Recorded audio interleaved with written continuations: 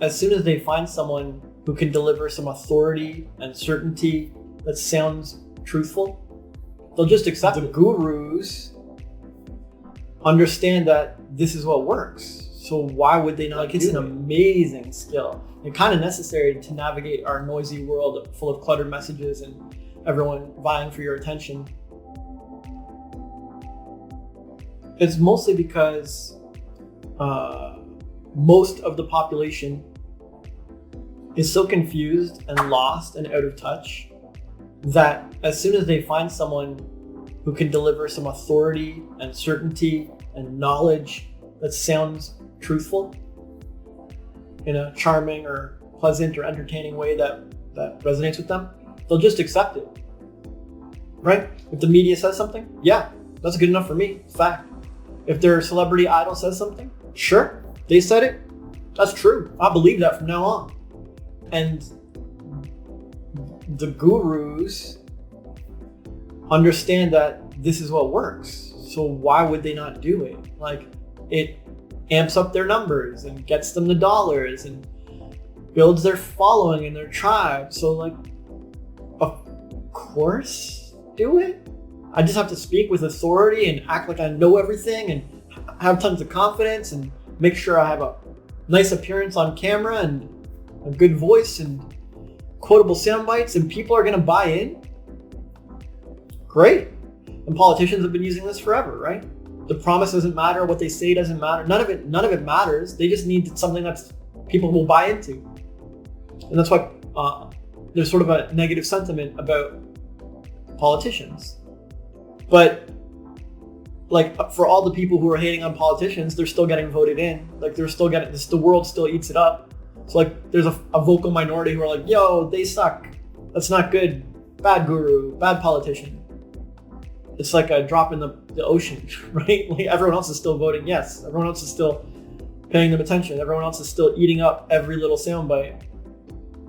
So yeah, the answer is almost everybody's super confused, lost, and out of touch, and they will latch on to any hint of certainty, whether it's true, useful, valuable, or not.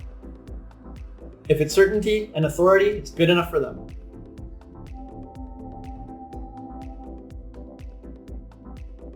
You're basically asking, how can I discern truth from lie?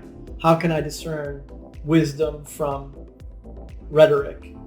And discernment is a killer skill. Like, it's an amazing skill. It's kind of necessary to navigate our noisy world full of cluttered messages and everyone vying for your attention. But I don't know a lot of courses on it. I haven't come across that many books on the topic. Like, nobody really cares about it as far as I can tell. So I'm thrilled you're asking about it. But the thing is, like with any skill, it needs practice, right? And there's a bunch of sub-skills that relate to the discernment skill, just as there's a bunch of sub-skills that relate to cooking a gourmet meal, right? There's the food prep and the timing and the ingredient selection and suppliers and sources and farm fresh and all these kind of different things.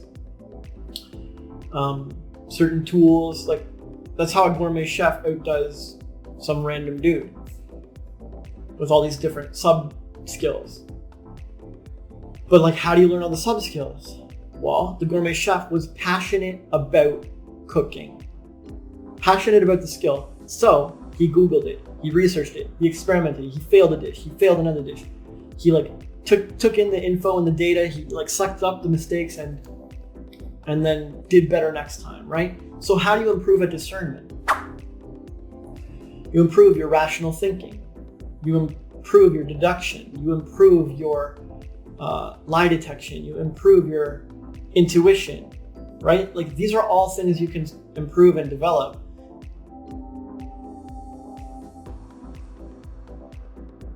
I'm passionate about discerning truth from lie. I hate it. I hate lies and I love truth. And I don't mean lie in the normal sense. See, and then you start researching what is a lie and what is a truth, and because there's individual truths and there's universal truths and there's subjective truths, and like when you're passionate about discernment, you explore all these things. And so then you start, right? You go watch a guru and you think for yourself, hey, is what he's saying correct? Does it apply to me? Does it apply to my friends? Does it apply to people I've never met, like in some other country? Maybe it applies to them. How spot on is this? Is what he's saying true? Like if he says, all you need is purpose, and everyone's like, yeah, great soundbite, like upvote, yeah, totally. Like, do you just buy into it, or are you like, wait, purpose is really important, but maybe we need some other things?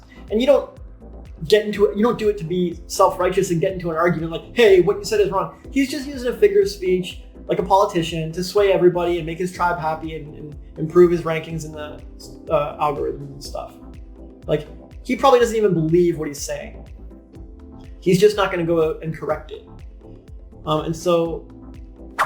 But like, you have to correct it, right? When you take some info in, you have to make it clearer. You have to increase its truth, not just accept it as truth because it came from some impressive source, which is all too common.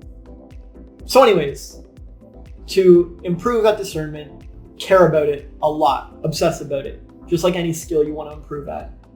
And then explore all the sub skills that are involved and practice them and fail at them and get it wrong and like be taken by the con man or like be swayed by the guru or the politician, and then, you know, suck up the mistakes and then adjust your stance and improve at it. Like, just keep improving at discernment. I don't know. So hopefully you can tell that I love discernment and I have a lot of practice with it. And I will happily coach you on that if you want some personal tutoring. Just check the link in the description below and I'll hook you up.